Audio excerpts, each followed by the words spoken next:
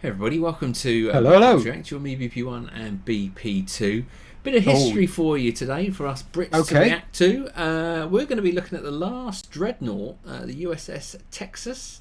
I think we've got a bit of history, there's the ship tour, a bit about the aircraft and the guns on it and everything, and an overall view of it and what it did for the US. So yeah, looking forward to this one, mate. Getting a bit more into our sort of history videos.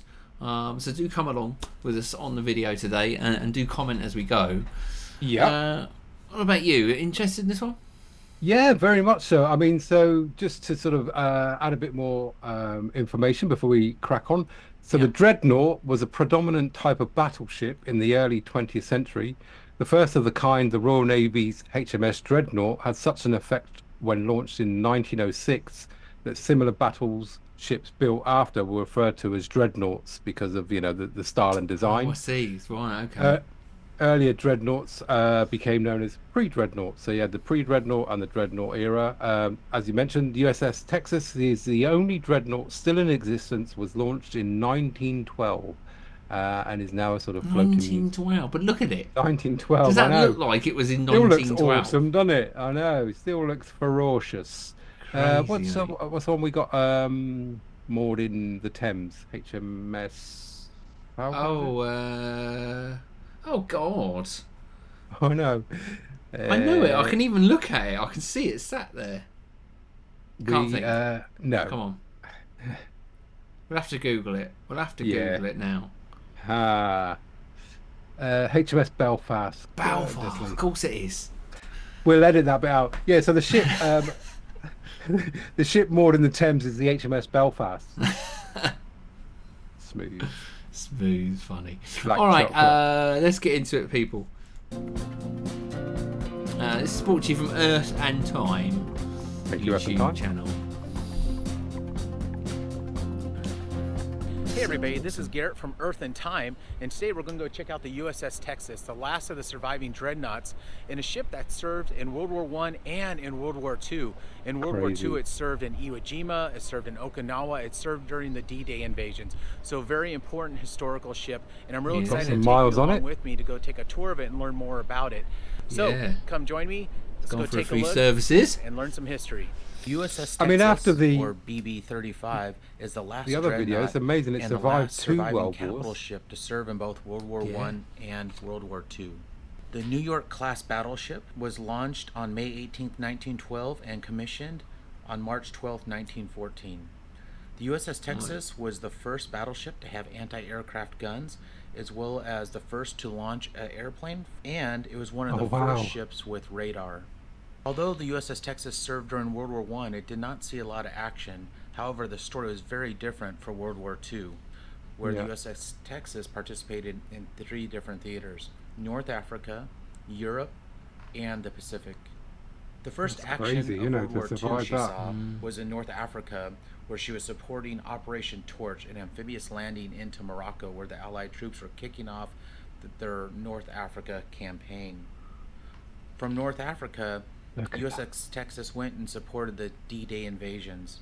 At the D-Day invasions, it had fire missions on Omaha Beach, supporting Allied troops that were landing there and moving inland. USS Texas continued to support all the way into June 16th until her guns couldn't support or cover the troops anymore. Probably the most famous engagement of the USS Texas was against the German battery Hamburg, where USS Texas sustained damage, the one and only time she did sustain damage during the war. One of the Hamburg shells hit the conning tower of the USS Texas, killing one and injuring 10 others. She was also hit a second time. However, that shell never exploded, and you can actually see it today on tours. Oh wow! Wow! Look at that thing. North African and European theaters. USS Texas was moved to the Pacific Theater, where it took part in the landing of Iwo Jima, supplying fire support for the Marines landing there. She also supported the Battle of Okinawa, where the crew stayed at general quarters, meaning all hands on deck, every man in your battle stations for 7 weeks straight. You just can't imagine, can you? No. You can't, you know, unless you're there and you see that. It's incredible. I mean, some great stats here. Very good. Yeah, doing a nice job of presenting the video. Yeah. I mean, when he said launch a plane, I mean, did you see that? I mean, it was ever yeah, so that was quite strange, rickety, wasn't it? You know, it was a biplane on the top there. Yeah. You know, nothing. Early forerunner to an aircraft carrier, but you see the size of those things now. Must have been quite a hair-raising experience for the pilot. What about coming back? Did it land? I said it launched. Did it retrieve? Well, then, yeah. You know, That's that a good last point. stat there. The last stat there, you know, the crew were on standby, permanent standby for 7 weeks, you know, at station. Wow, That's got to take a amazing. toll. Yeah. Incredible, really. All right, let's keep going. Okay.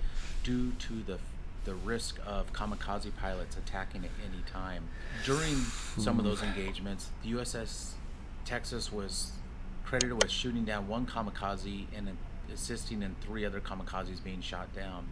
Now that we've learned a little bit about the USS Texas, let's go ahead and take a tour around the ship and check out some of the sights on this last day that the USS Texas is open. One thing you can see right away are the 5-inch guns sticking out the sides, and you can see the Yeah. large 14-inch guns. So as you take a look at the battleship Texas, they have a bunch of areas you can go up and down and tour. There's going to one of the hatches to the 5-inch gun batteries, and you can see this 5-inch gun batteries sticking out of the side here.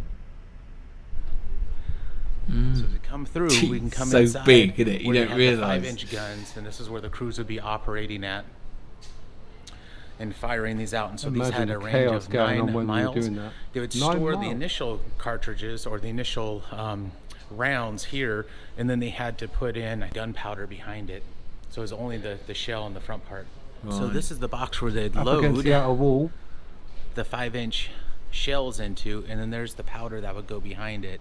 That they bring the shells in from down on, I think they said deck 5 would come up, and then the crews could grab the Like an shells from elevator. here and load them in the back and continually fire. When you got ready, what you would do is you would load the projectile in, then the powder bag with the propellant would go in behind that. For the 5-inch, it's 1 long cylindrical bag. There's one on the other hoist on the starboard side. Compressed nitrocellulose rods, like really thick pencil leads. And then behind that, at the very back of it, you have an ignition pad full of black powder. You would go ahead, put the bag in behind it, and then close the breech. Okay. So once it's closed and locked, you would go ahead and prime it, basically a pistol blank. The 5-inch guns had a range about 9 miles. Okay. And how big of a crew was needed to facilitate firing? About 9 men. Okay, and what was the rate of fire for this? Good crew, 5 to 6. With training and practice, about 10-12 seconds. As time goes on, Wow. we're bringing powder bags and ammo on the same hoist up from Okay. second platform, which is essentially the 5th deck. And who's aiming this thing? That's One of it. the Yeah, the parts same about walking guys. through these Yeah, ships is finding these little areas like this. So these just little on the side there, little easeways wheels, where you'd up, walk down, left, between right. the different areas. So here's the easeway between the 5-inch guns on the port side, and I turn around and the 5-inch guns on the starboard side are on there. This is They'll be doing that in all I'm not sure weather what as this well. is. They have a bunch of areas closed right now because they're getting ready to move the ship. As today's the very last day, you can tour the ship for some undetermined period, but it's moving from here in San Jacinto, going to dry dock in Galveston, and where it's going to be fixed, and then we're not sure Okay. where it's going to end up. What's interesting when you go on the sort of ships like this is the wiring. Yes. It's still very All- exposed, isn't it? All on display. Yeah. I remember because I worked in a shipyard, you know, in the UK. You know, lucky to go on a few ships and see a lot of them up close. You know, like the Type 45 destroyers were in dry dock. You know, HMS Illustrious. And who was the other one? Big HMS Invincible, was it? Invincible. Okay, the Invincible, one that yeah. came in. Yeah, yeah. Yeah, so we you know, before they were decommissioned, you know, got to see all those, the aircraft carriers up close as well. So, yeah, impressive. And also very grey, aren't they? Very, very grey. Battleship grey. Battleship grey. You don't see Battleship Indeed. pink, do you? No, Battleship grey, and you know, very confined spaces. You know, I mean, that's just one person in that area there. You know, imagine when that was fully manned. and that was all kicking off as well. I mean, not a great space to be in when it's all hands on deck. I should imagine. 9 men to 1 gun. Yeah, exactly. Yep. Good description of how it all worked there. Very well described by the young gentleman. All right, mate. Let's keep going. Interesting. Okay, where are we going next? What is turret entrance? Turret entrance. So this is gun turret number 1. Gun turret. Look at that, mate. Come up in here and see. That is small and compact. See the left gun barrel. Well, you're operating that from in there because obviously it swivels round like a tank turret, you know. Yeah. Look at the size of that. Yeah, so that's where the shell fits on there to load in. So you all can see how tight this is. These are tight quarters. It is. There must have been a gunner sitting here. Right. With this side, and then a gunner on the other side of me. So probably tight and probably hot when it was, they were in the Pacific, pretty much like a tank, to be fair. Yeah. I mean, they're awfully tight. Pretty cool to be inside one of these 14-inch gun turrets. So neat story about these anti-aircraft guns. These are actually anti-aircraft guns from the USS Missouri, as in the USS Missouri where Japan surrendered. So really cool piece of history here inside the USS Texas. Oh, okay. All right, going to work our way up into the upper areas on deck. You see the looks like it's a anti-aircraft bit free guns roam here. as well, isn't it? Yeah. To turn them and move them. That's really cool. All right, working up to the conning tower and I guess the bridge. It's a pretty good climb up here. I can't imagine rough seas. I was thinking the same thing. You're trying to get out there when it's tight, isn't it? Kicking off. Looking to with a mug of tea. As we go up towards the bridge. And there we go. We can see inside the bridge. They have it closed off right now. Oh, that's a shame. You can see right into where the helmsman would have been steering this. Yeah, that's where you're steering it from. Pretty right cool up spot. there. San Jacinto Monument's there. Okay. Bow of the Look ship. at that out in front of you. Yeah, amazing.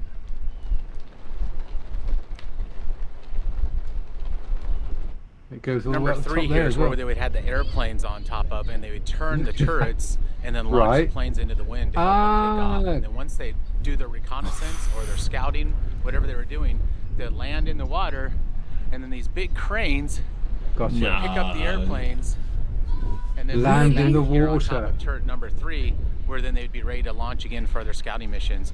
A gentleman told me they had Answered our question. seaplanes that were on the ship, which is amazing to think about. Where are you going to put 3 planes on this thing? But they did. Like that. Yeah, look. Another sort of view. lined up. All Turret along the number gun 3, turret, yeah. where they would have the airplanes on here that would launch out to sea.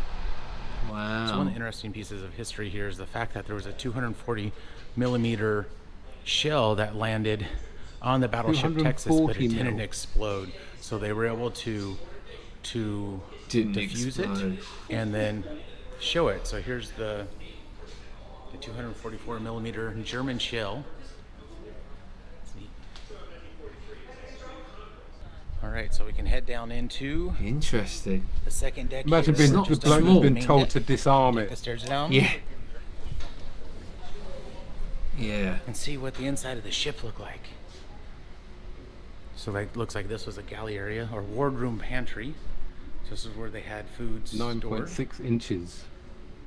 The armored citadel. Most important, the food. So this is a really armored section within the ship. And all the sailors, thousands of sailors who must have Well, I wonder what the capacity was. On this. Pretty interesting and pretty neat to think about the fact that my grandfather was on a ship. Nothing quite this magnitude. He was on a destroyer, right? Known as the USS Buchanan during World War II, but really neat to see. Like you say, it's so tight, small doors. Let's go look in the wardroom. Okay. We came in the wardroom. They have music playing, and they show lots of the treats that they would get. And so at commissary, they would go get their little snacks and fun treats when they're on the ship. Here's some of the uniforms. Here's my grandfather used to tell me about the SOS, the toast or shingles on toast meals. Shingles on toast. I mean, this is cool, isn't it? Because when you see like the ship, I mean, it's great when you actually see the uniforms, because then you can envision the people that you're walking around just wearing that, and get a bit more of a feel for what's going on, and the food that they would have eaten, and off the metal trays, look, the trays, the watches, anything. Very, really, yeah, very, of very that good. Time. Okay, it's Of course. This is a really nice display, showing what life was like living on the ship. Yeah. Really going all out for the very last day, and being able to tour the ship. This is great. All kinds of articles out. All right, so I found where this new hologram is at. Let's go take a look. Hologram. Ooh. This is the officer's berthing, so this is where the officers would have been at.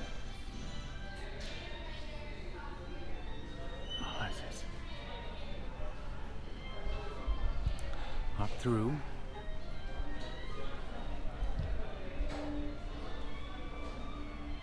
See, such tight quarters. It's tiny, isn't it? Some of the Texas officers and sailors on shore, 1945. 45. There's some bunks here. There's a bunks, look. Oh, mate. Wow. That's incredible. It's just hanging off the side of a wall, basically. Not quite sure whether the bunks are out there. Hi there. Oh, yeah. Hi. I'm Dr. McCarty. I joined the ship in July 1943 as a brand new doctor after graduating from NYU Medical School and completing my residency. You might think that when we are not in battle, there's little to do. But with a crew of 1,800 men, the ship is the size of a small town. The two other doctors and I spent a lot of time treating everything from minor injuries to appendectomies to flu. So checking out the hologram was pretty neat. When this ship comes back online, and they're talking about having more of these holograms in here, it would be neat Very to come clever. back and see those, absolutely. because there's not always Clever. docents here, people to give tours and tell, but it's a great way, a very modernized way to take a look and learn the history. Where's he? I'm here. If you enjoyed this video, make sure to give it a big thumbs up. If you haven't already, please Yeah. subscribe to our channel to keep up on all our Yeah, go and adventures. check him out. He's a good. Yeah. I enjoyed that. Volunteers at the USS Texas. Thank you so much Oh, for sharing volunteers, the yeah. information with me. As well as I'd like to thank the various websites. Earth and Time. There you go. A lot of information on the Last Dreadnought, USS Texas, mate. Really good, interesting. Yeah, just have to a look get a around the feel ship, of- bit of history. Yeah, get a sort of feeling and understanding of what it was like. I mean, he said 1,800 men on that ship. Somehow they managed to squeeze 3 aeroplane up there. And, the fact that it survived, okay, he said it didn't see a lot of service in the First World War, but to survive 2 World Wars, pretty impressive. Got some history there. Very, very good to learn Yeah. about. Very good. USS yeah. Texas, the Last Dreadnought. Let us know in the comments. Did you enjoy watching that? Are you from the US or from the UK? Have you been on it? Whereabouts are you? Yeah, maybe you've done the tour. Yep. Do Is let it us know back in in the service comments. now? Can you visit it again? Have they refurbished it and got it back out there for people to go and visit? Yeah. All right. Yeah, be cool to know. All right. Okay. Well, much appreciated for sticking with us. Do join us at Britpop Channel if you haven't already. Do come and subscribe. All sorts on the channel. Now, Let's see where we go next. until tomorrow. Goodbye from me. Okay. Goodbye from him.